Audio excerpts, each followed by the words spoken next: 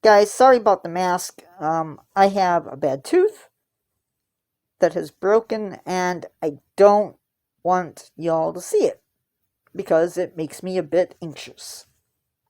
So, with that said, let's get into the rest of this video. This video talks about invasives. Actually, it deals with eating invasives. And while invasives can be plants, we're going to focus on animals, but we will come back to plants a little bit. This video may be a bit controversial, as we are talking about eating invasive animal species that maybe we wouldn't normally eat, but we need to talk about it because it is an option. So in many cases, we're talking about eating invasives because they're here, their numbers are going out of control, and we need to do something about them. In many cases, these species are creating havoc in the ecosystems that they've been released in, and we need to deal with them. So why not figure out a way to eat them? Invasives rank second as a cause for species loss.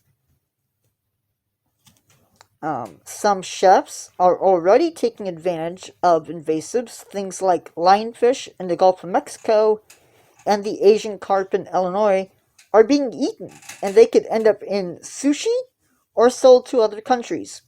There's even a website that you can check out that not only has recipes, but information on these species as well, and I will insert a card here so you can visit that website. You can pause the video and visit the website. You can find information on several of these species, including, but not limited to, garden snails to garlic mustard. Each critter or plant even comes with recipes and how to harvest them, as well as other facts. And you really should check it out because it's really interesting. But moving on from there, if you think about it, people hunt deer and they eat it in order to control their numbers. It's an option. One of the concerns facing this issue is popularity. You may not be able to get people to eat something if it's not something that we're used to eating. People might like eating snails. They may not.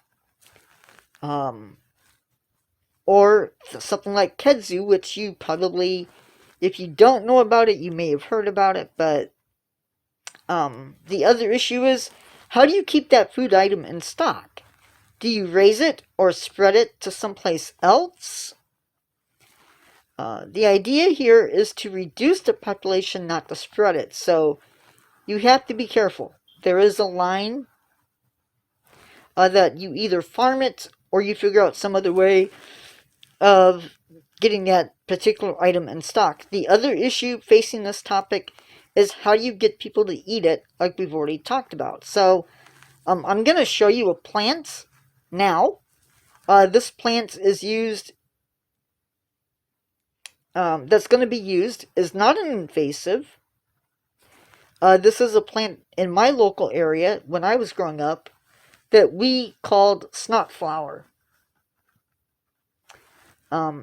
Again, snot flower. This is not its actual name. Its actual name is spiderwort.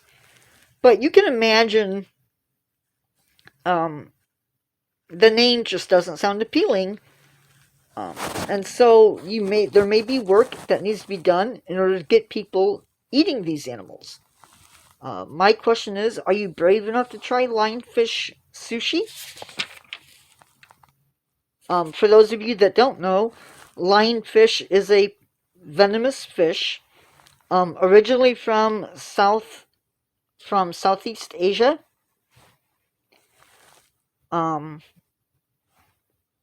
In the tropical areas,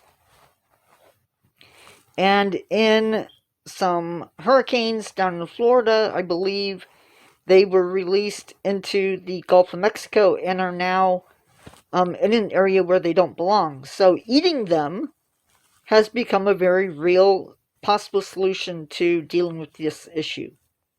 So weigh in the comment section. Would you eat an invasive animal? Visit the website before you leave and let me know what animal you might try tasting and which animal you wouldn't. And with that,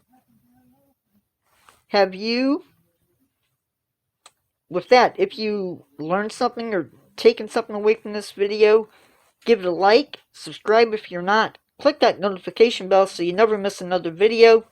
And with that, I will talk to you peeps later.